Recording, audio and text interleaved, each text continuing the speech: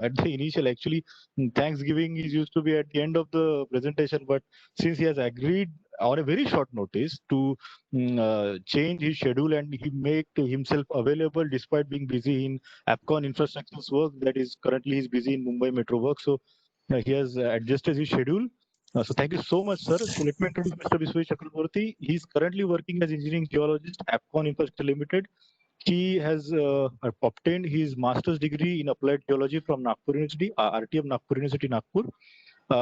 Then afterwards, he has worked in the SIMFER as a in the field of coal bed methanes, and then also he has worked in the coal sector for a couple of years with multiple companies in the sector of coal exploration and drilling practices. Then he switched to the AFCONS as an engineering geologist, and he is continuing there for last couple of years. To his credit, he is the person who have done all the engineering geological investigations for Nagpur Metro, which is now stretch one is completed. Also, he has worked on the parallel road, that is the Mumbai Pune Expressway, the alternate way that is to be constructed soon. So for that also he has done engineering geological investigation, and now currently he's working on Mumbai Metro and the Bhiwandi stretch. I think Thane to Bhiwandi stretch. He is also working currently as an engineering geologist. So now, without wasting much time, I request the speaker, Mr. Vishwesh Chakraborty, to kindly proceed the session. Sir, please. Thank you, Wonder, for your kind words. Okay. As I am sharing my screen, today my topic is Introduction of Geotechnical Investigation, Laboratory Test and Rock Mass Rating in Elevated Structures. My most of the experience is in elevated structures, so I have chosen this topic. I hope I will be able to give you enough knowledge on this topic.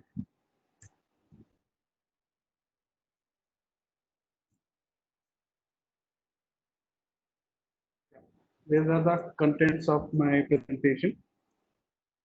Objectives of geotechnical investigation, definition and types of soil, definition types of rock, types of drilling method, drilling accessories of drilling, standard penetration test, rock sampling, laboratory test, and the most important, rock mass rating. Now, what is the objective and need of geotechnical investigation? First of all, we need to know before starting any construction work that what is the type of soil there, rock and geology of area.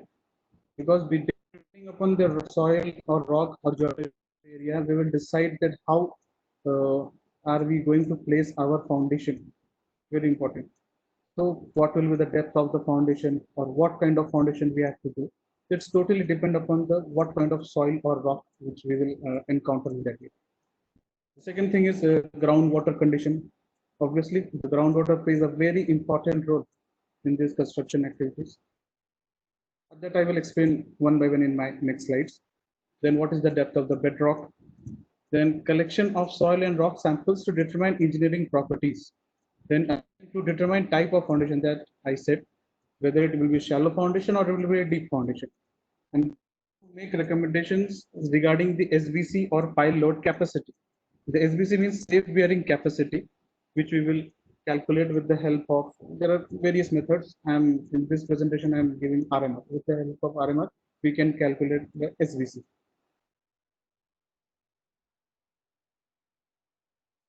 Now, many times it has, I have seen in my experience that most of the companies doesn't want to invest much money in geotechnical investigation.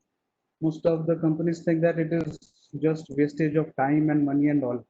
But let me give you some examples that why geotechnical investigation very important role in a construction field.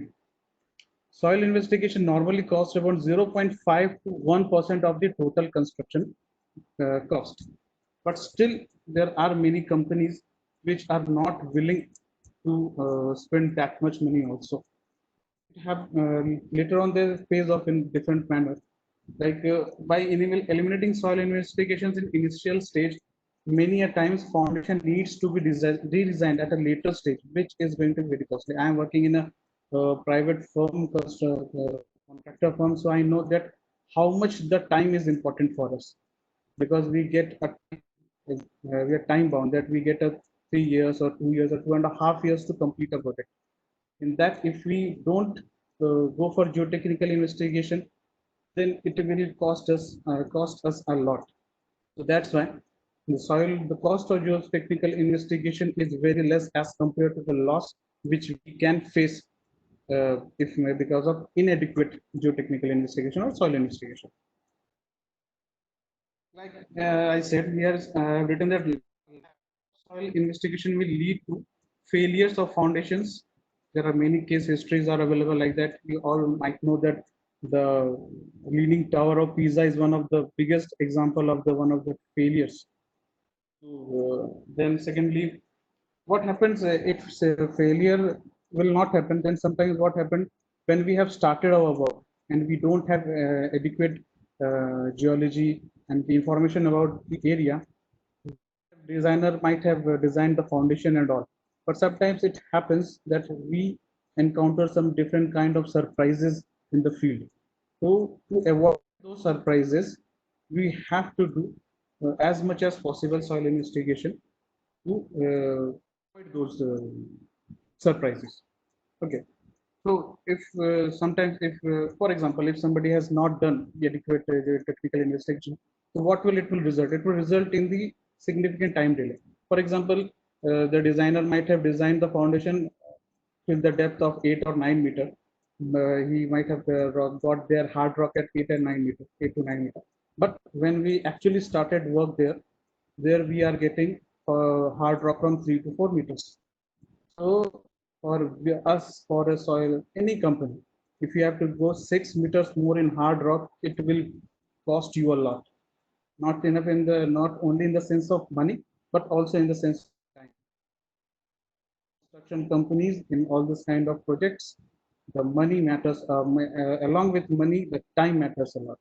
So that's why, as I said, amendment or revision of foundation design resulting in significant time delay and increasing in construction cost. That is cost overrun and time for completion. That is time over.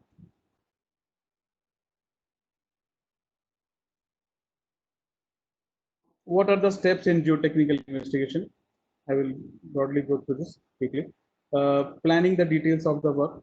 Second, listing the sequence of operations. Then conducting boreholes of required depth and numbers. Conducting all field tests in boreholes for determination of strength and compressibility of soil or rock. Then study of groundwater table. Collection of water samples for chemical analysis. Laboratory testing of all samples of soil, rock, and water, analysis of the results of the tests, then compilation of bore logs, lab test result profiles, and then submission of the report. After this, when all these things will be done, submission of report will be done, then only the designer will design the foundation. Then only after that, we can proceed at our field. So let's begin. What is soil? Everybody knows what is soil. And Dr. Carl Terzaghi is the undisputed father of soil mechanics. The publication of his book, Erdbau Mechanic, in 1925 laid the foundation of this soil mechanics. So what is soil? Soil is not a dirt. Soil is not dirt. Soil is an unconsolidated earthen material comprised of discrete mineral grains and decayed organic matter, along with interstitial gases and liquids. So then what is rock? The rock is simply if the grains are permanently bonded or cemented together, the material is called as rock or stone. Okay. This is not the only definition of a rock, has different kind of definitions, but this is also one of the definition you can say that the grains are permanently bonded or cemented together, the material is called rock or stone. Then soil tends to be fairly complex and heterogeneous material, we all know, which feature a wide range of mechanical behaviors. Then in general, three phases comprise soil. First is the solid, the soil grains, fluid, the pore fluid, typically water, and gas, the pore gas, typically it's the air. Now the types of soil. The type of the weathering, the soil is classified into different categories. There are different categories. I have taken 3 4 in my this slide. One is the residual soil, as we can see in this photograph. This is the residual soil. This is a very good example of the residual. Okay. Next is the alluvial soil. Alluvial soil is a this is another example of alluvial soil. And then these are the glaciers, which are action of glaciers. And this one is the marine soil. So these are the organisms formed due to the marine activities. Now, small definition and introduction about rock. Everybody knows what is a rock. Natural substance and a soil aggregate of more than one minerals. What are the type of rocks? Basically, there are 3 types of rock. Igneous rock, it has 2 types. Volcanic rock, basalt, rhyolite, example, plutonic rock, granite, diorite. Sedimentary rock, example, sandstone and coal. Metamorphic rock, gneiss, marble. So now the types of drilling method. The type of drilling method. Here you can see this is one of the piling rig which we have used in our site. So this is the piling rig which we have used. In this you can see this is the auger. Mostly these rigs are used for the construction activities and rarely for geotechnical sampling and all. But mostly they are used in construction activities and in mining applications also. These rigs are huge and they drill at a very good speed, very good speed. So they are easy to operate and maintain also. The first part I showed you, this is the auger. This is called as the auger, in which you can see the soil. Auger is mostly used in the soil, where we will get soil and gravels and boulders like there we will use auger. Then here comes the rock bucket. The rock bucket is the where usually I have written rock buckets are mainly used for drilling water-bearing, sandy soil, sludge, clay, muddy, subclay, sandy gravel, cobble, and weathered soft formation. This kind of rock bucket is also the part of that piling rig. So whenever we get that those kind of weathered rock and all, then we replace that auger with this rock bucket, and then we drill with rock bucket.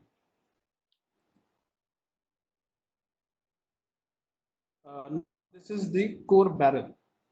Uh, Core barrels are used in hard rock only. I have written that where the UCS value is 12.5 MPa, there you cannot penetrate with the help of auger. At that time, we need core barrels. The core barrel is basically a bucket without the hatch on the bottom, fitted with cutting teeth along the lower edge. These are some of the photographs from my site. As you can see, many might have seen the basalt rock cores or other kind of rock. This is very big. Its dia is around 1 meter and its length around 1.1 to 1.5 meter. So this kind of rocks we are getting in our Mumbai metro sites, and we are for extracting this kind of rock, we are using core barrel. Without core barrel, you cannot drill this kind of. So that's here also geotechnical investigation plays very important role. If you don't have geotechnical investigation adequate information, then you cannot plan that what kind you will need in the site to execute all this. If you don't have, then it is going to pay you a lot. This then is another method. Chiseling method is also called. This is very old method. It is also called as a cable tool drilling. In my photograph, this is called as baler, and this is called as the chisel. So this chisel usually we hammer it on the hard rocks. With the help of chisel, we break the rock into pieces, and later we collect it with the help of this baler. So by moving the rope up and down, the hammering bit loosens. The hammering bit loosens up and down the hand consolidated rock, which is then extracted by using a baler. The most disadvantage part of this method is that it is in harder rock, it is very slow. So mostly it is used in such areas where we cannot take these big risks. It is very helpful in remote areas or in mountainous areas. There we can take this equipment, and there we can go for with the help of this method. Coming to the core drilling and its types. Now this is the geotechnical investigations or soil investigation, you can say. These are called as the core or rotary drilling. These are the most preferred method for geotechnical investigation. In this, I will tell you different kind of rigs which we are using, or I have used in my past experiences. So this one, which you can see in the photograph, is the Calyx drilling machine. This is the oldest type and lightweight. It can drill up to 30 meters. So as you can see in the photograph, this is a very short unit, very small unit. This you can take anywhere in the mountain areas and all. You can use this. So it can be entered and move into pieces into difficult locations very easily. So where we cannot hydraulic rigs, there we use this kind of. This is also quite cheap. Maintenance cost is also very low. Only problem is that its drilling speed is low and vibrations are low. And what will happen if vibrations are low? What will happen if we are drilling in a weathered rock? If rock and as it's this rig doesn't have its own self weight, so vibrations are very high. So if vibrations are very high, what will happen? The weathered rock, which is already is in weathered state, it will get even more uh, disintegrated into pieces. So when we will collect the sample, we will see that, oh, the samples are very less as compared to the it should have been there. So because of the vibration, their samples are actually destroyed because of these vibrations. So mostly nowadays, where it is possible, we are going for the hydraulic rigs. We are not using this kind of calyx rig, but many of projects, many of the companies are still using this, depending upon the area and need.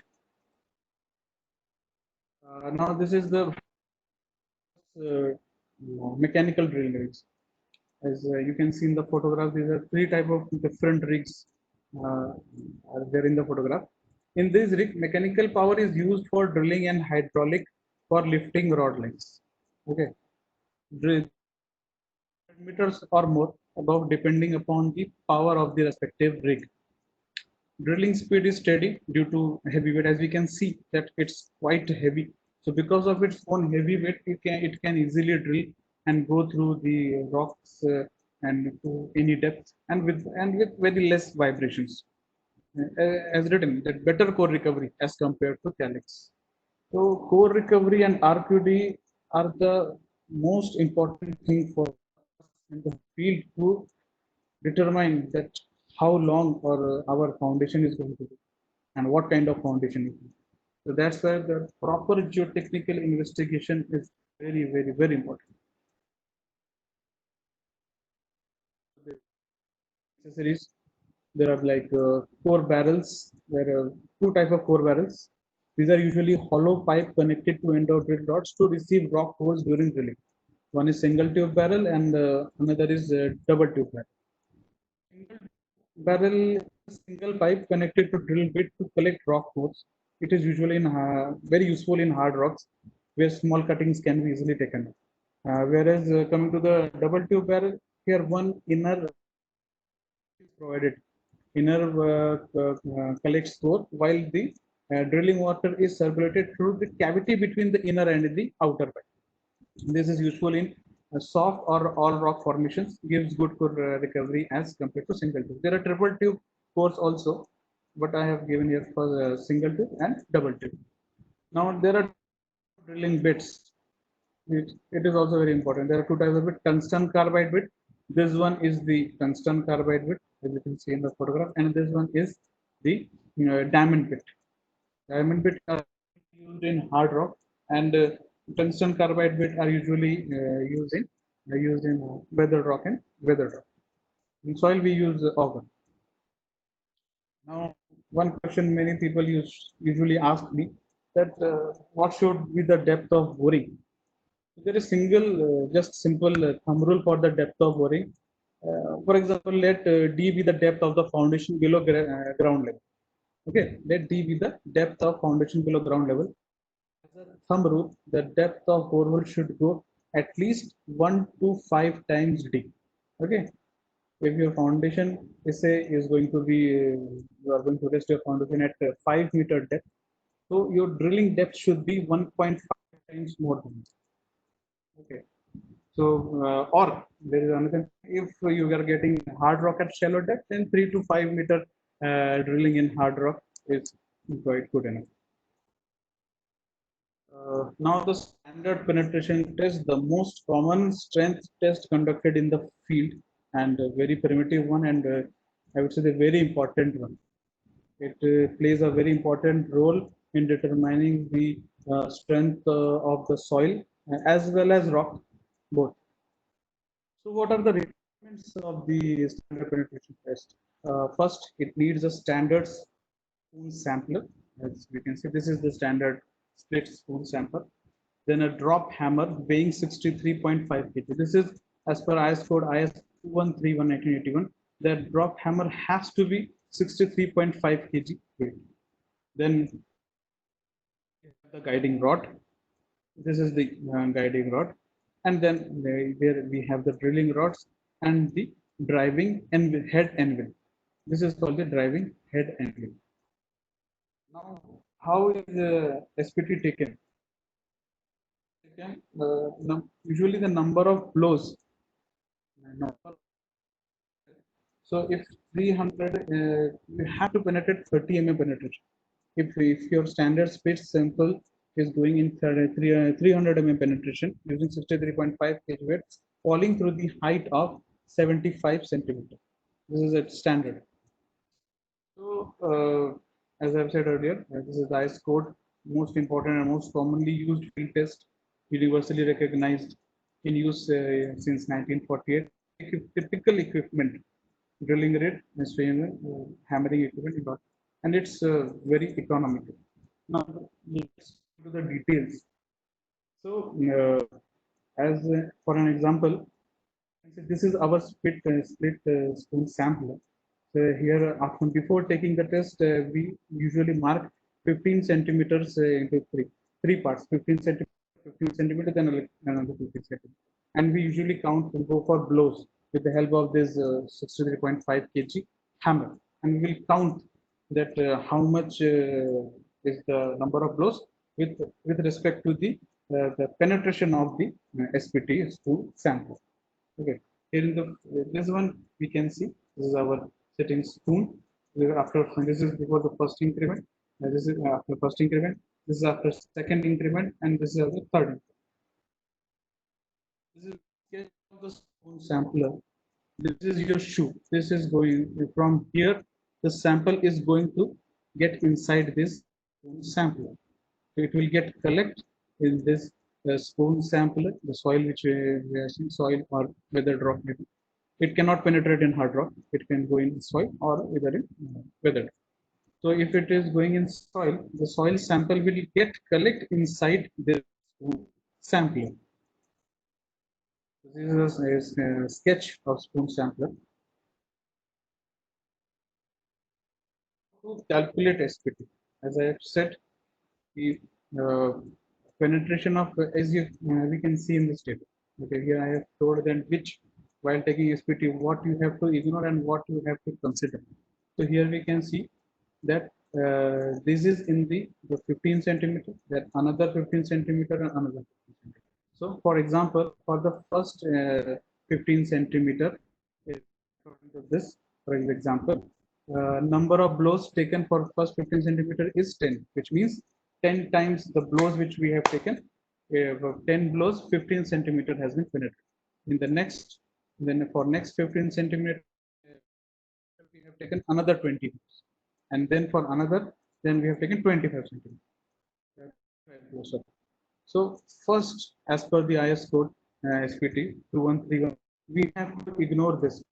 While calculating SPT, the first sitting you have to first you have to you have to ignore the first trick. As I usually said that it is because of the sitting value. So usually we ignore this one. So SPT value in this case is this one plus this one. this one is equal to 45. So n value here comes is 45. Now the last one was about the SPT in soil. Now the calculation SPT is in rock. We have generated this method in our field because what has happened many times we don't have adequate information about SPT if we go for those blows. Where it is okay to we will get results easily when we are working in soil, but many times when we are working in rock, usually we doesn't get that much information. So that's why here we have changed little. So we have gone usually go for 100 blows. We have divided it into five into 5. So here for every 20 blows, we will see how much penetration it has got. So for example, this one, for the first 20 blows, we measured, we got about 50 mm. Then another 20 blows, then we get 10 mm penetration.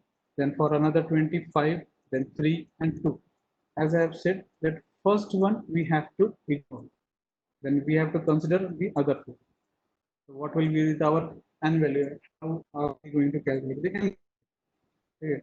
As I have said, the very important test in determining the depth of pile foundation in weather rock. In weather rock, what happens when you are drilling? When you are getting soil, okay, you will get SPT with the help of SPT n numbers and value. You can calculate the depth. But when you are getting a weathered rock, you are not getting enough sample neither for the lab test, not you are getting enough SPT. So at that time, this method plays a very important determining the length of the cut and also of the rock. And on the basis of that, we can decide at what depth our foundation can be rested. So this we have seen that around the 20 mm penetration we have got. We have to, as we have to ignore this one. The extrapolated SPT value is n is equal to 300. This 300 mm is the 30 centimeter. The 30 centimeter is constant. Whenever you will calculate whether it is in soil or rock, that's 30 centimeter or 300 mm is finally it is constant. Then into 100. This 100 is actually the number of blows. Here we have 100 blows, that's why it's 100. And what is divided by what is the penetration? So here the penetration is 20 centimeter, so equal to 1500. So here we are getting n value is equal to 50. Typical SPT value for hard. If we are getting this kind of n value, then we can clearly say that this is a very hard. Now this is the sample. Here we can see. This is from NMRCL when I was in Nagpur Metro. So here you can see that at this level, 1.50 to 1.595, there is first SPT was taken. So for first 15 centimeter, we had 4 blows, then 30, then 5 blows, then 15, it was 8 blows. So adding this and this, it is equal to n value is 13. Okay. And now when the weather started in 7.5 meter depth, here instead of 100 blows, we have gone for 60 blows. The rock was quite hard. And usually when we do SPT in hard rock, usually our shoes get very easily get broken. So that's why instead of 100, we have gone for 60 blows. So here also that whenever you are not getting full sample, it is called as refusal. That n value is a refusal. This R stand for refusal. And I have said that how to calculate the SPT, extrapolated SPT. With the help of extrapolated SPT only, we will be able to calculate the file. The relative density of soil as per SPT value is taken inside. For example, if your SPT value is coming between 0 to 4, it will be considered very loose, 4 to 10 loose, 10 to 30 medium, 30 to 50 dense, over 50 very dense. Now the next another thing very important is the core logging in field. Code 446 1985. According to the core recovery for logging has been divided into various types. So if you can see, if our core recovery is 0%, and n value is greater than 50, it is usually considered as residual soil. But when your core recovery is between 0 to 10%, then it is termed as completely weathered. Then core recovery is between 11 to 50, then it is considered highly weathered. Core recovery is between 51 to 70%, then it is called as moderately weathered. And 70 to 90% is slightly weathered. And more than 90%, then it is considered as fresh. This is one of the bore log of my site. So here also we can see that here the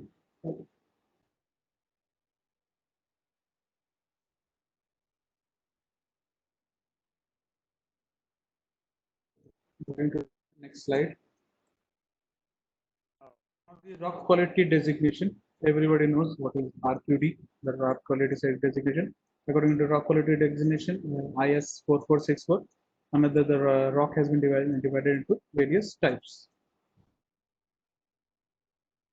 So from my side, the four box photograph.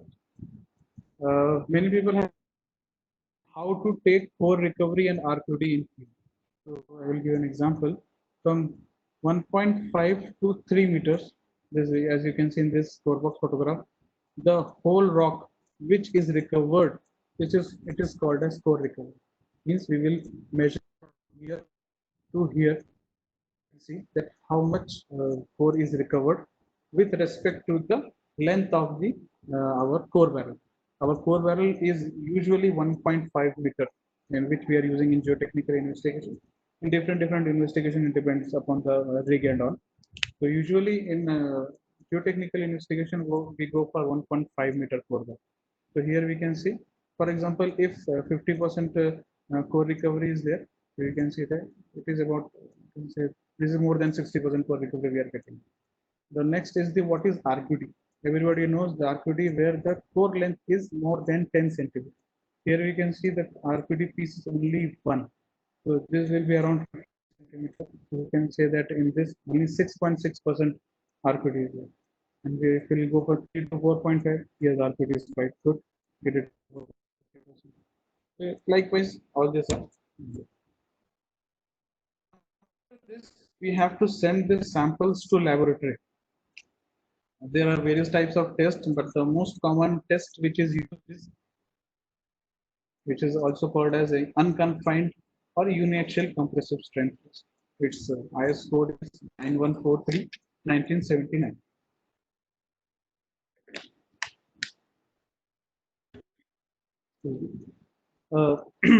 UCS is nothing a measure of rock strength. The uniaxial compressive strength is the maximum axial compressive stress that a cylindrical sample of rock can withstand before filling. As we can see in this photograph, that this is the sample which we have placed in the UCS, and this is from here we are going to apply the load. So this is the photograph before failure, and this is the photograph after failure. So factors important other than intact rock materials in this sample is what is the geometry of this specimen. We have to do absorption, water absorption before testing. We have to see what is the absorption of the rock. The rate of loading. The rate of loading is very. The rate of sometimes what happens that in a lab where we send sample to do lot of testing, they will increase the rate of loading. So what happens? Your sample will get if its strength is 50 MPa, you will get 30 MPa or 40 MPa because your rate of loading is very high. So IS standard 9143 has said that the rate of loading should be 0.5 to 1 kilonewton per second. It should not be more than. Okay. Now, specimen dimension in UCS usually it is you have your sample has to be the length of the ratio of the cylindrical sample should be 2 to the 3 times, and diameter should not be less than 45 mm.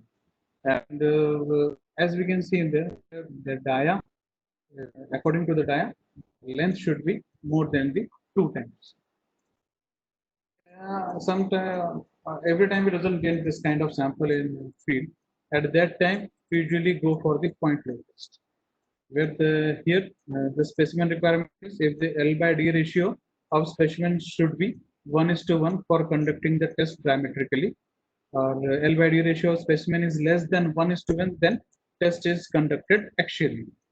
So here we can see there is we have sample is quite big. So here it's L by D ratio is around 1:1. So there we have gone for action. This is gone for diametrical. If the sample would have been smaller, then we would have gone for the axial. Actually, we would have turned this. Now this is the point load test. Now comes the most important part. After doing all these things, we have to do the rock mass rating. According to the rock mass rating, only we will be able to decide what is going to be the depth of our foundation. Rock mass rating is mostly used for designing in open foundations, and rock mass rating is also used in tunnels. So there are 6 different parameters in rock mass rating, which we will cover one by one. So first, the first is the compressive strength of rock, which I have just told. It is determined by the UCS. So according to the value, different ratings have been given by IS code, as it is written 13365 part 1 and 12070. You will get it in IRC 78 also. So according to this, for example, if you are testing a rock in which you have got your MPa value is less than 2, then your rating will be 0. If it is very weak, then 2 to 10, you will get 1, 10 to 25, to 25 to 50, 4. Likewise, you will get this kind of rating. So depending on the different, this is the first one. The compressive strength of the rock and the RQD. These are the two most important. If you will get a good rating in these two parameters, then other parameters you can get easily. You will get better results. So coming to the next the rock quality designation. If RQD here is less than 25%, then rating is 3. If it's poor, then it's 25, 25 to 50 RQD, then you will get rating 8. Likewise, 50 to 75, 13, 75 to 90, 17, 90 to 100, 20. Next parameter, this is the spacing of discontinuities. So spacing of discontinuities means that the joints, the joints or the discontinuities, how much is their space? It plays a very important role, because on the basis, usually with the help of RQD, you usually get an idea that what is the spacing of discontinuities. So if the discontinuities are very close, if it's a 0.006 meter, then you will get rating of 5. It's less than between 0.06 to 0.2, then it's 8. If it's moderate, then 0.2 to 0.6. Likewise, these are the different rating depending upon the spacing of the discontinuities. Now, what is the condition of discontinuity? So there are also five kind of condition of discontinuities. Uh, Starting from 0, we will get 0 rating if we have thick gauge or 5 millimeter wide continuous discontinuity in rock. If is insided wall rock surface or 1 to 5 mm thick gauge, then 1 to 5 mm wide opening, then we will get 10. Slightly rough and moderately weathered rock surface will get 20. Rough and slightly weathered wall rock surface will get 25. Very rough and unweathered rock, tight and discontinuation with no separation, this will get 30. The next, the groundwater condition, as I've told, groundwater condition plays a very important role. So if you're getting lot of water, say it's around 1 or greater than 125 liters per minute, then it's you will get 0 in that rate. And if it's 25 to 125, water is 4. 10 to 25, little bit water is there, wet is there, then 7. If it's damp, very little water. If it's completely dry, then you will get 50. But usually it has been told in IRC 78 that we should not take groundwater condition completely dry. Because it might happen that when you have done your technical investigation, at that time you have not got water, but at the time of monsoon or some other time, you will get water. So you should not take while calibrating RMR, this one completely dry. You can take this damp and wet, but you should not take this. Now the orientation of discontinuities. There with photograph I have explained one by one. Like very unfavorable. So this one is very unfavorable. If our rocks are like this discontinuities, orientation of discontinuities are like this is going to be very unfavorable. Then for -15, it's unfavorable. This one. If our rocks are sliding like this will be unfavorable. The here, this is fair. Then favorable. This one and very favorable. If all are parallel to each other, then you will get 0 -2. This is now with the help of RMR in IRC 70 2014. Now you have done RMR rating. You have got a number. With the help of that number, you will get to know how much load your rock at what depth can carry. So if after all those combining all these ratings of your RMR, if it's between if it's zero, then it can roughly we can say it can hold up to 30 ton per meter square. If it's 20, then it's 45. And if you are getting in between, then 0 to 20, like 10 or 10, then we have to calculate it at what is in between. So like this, if you are getting 21 RMR rating, then that rock will can sustain up to the 48 ton per meter square. Like if it's 40, then 135, 41, 141, 62. Likewise, these are the different lock has been classified into different classes. The class 1, class 2, class 3, class 4, and class 5. This is one of the sample of rock that I have calculated in my field. Here we can see that from 0 to 5, we have got here overburden material from ground up to 3 meters with highly weathered boulders of basalt. Usually boulders of basalt are ignored. We cannot calculate this. And we usually, whenever we have to do place a foundation, we will remove all those boulders. We cannot place our foundation on those boulders. So coming to next depth, it's 4.5 to 6. In 4.5 to 6 meter depth, as I have said that we have usually go for 1.5 meter, 1.5 meter, our core value. So this is our UCS value. For example, we have got UCS value of 36. And in this depth, rock we have so one we have sent for UCS and we got MPA of 36 MPA. So 36 MPa means it will fall between 25 to 50. So here we are getting 4. Next is the RQD. The RQD we got 83%. So from 75 to 90 means we are getting rating of 70.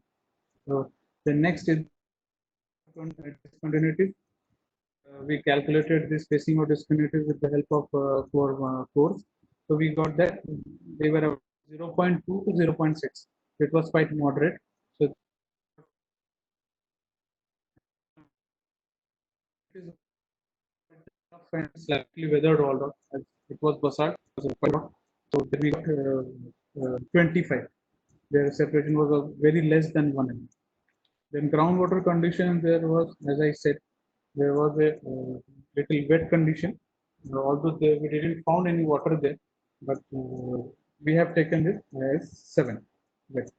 And then the adjustment for joint orientation, the last one, the last parameter which I think is the where the joints, how is the orientation of the joints. So we quite found it quite favorable. So after combining all this, we got an RMR value of 61, which means our 61 means our at this depth 4.5 to 6 meter, our rock can sustain up to 228 ton per meter square, which is quite a good, very good. I would say is a very good for rock for a rock to sustain such a load. So likewise, we have by depth wise we have to go with the lower. Yeah, these are my references, and thank you. I would like to thanks to Mr. Our Professor Abhijit Bondwe for inviting me for this webinar. And all the participants, thank you for attending. Thank you. Thank you, Vijay. Okay, thank you, sir, for your kind, time, and as well as I know you must be busy with some kind of meeting since it has been rescheduled. Certainly, you must have arranged your meetings accordingly. But let me take this opportunity to thank you for sharing your valuable experiences. And yes, indeed, this was a lecture which was bridging the gap between engineer and geology. Uh, that's because you know, as an engineer, some of the if those who are engineers, they may have found that okay, this was we know probably the testing methods, but the RQD and RMR is new thing for them, probably most of them, if not everybody. And for geologists, RMR, RQD, we are very well acquainted, but the testing, the different tests, those are the parts that we were not much aware. So it was a bridging type of session. So which was the part that we need to do in our academics as a teacher of engineering geology. So thank you so much for guiding me. Thank you. Thank you so much. Okay, so probably I don't think there are many questions, so I can conclude the meeting. So thank you, Biswajit. Thank you so much. Thank you, Vijay.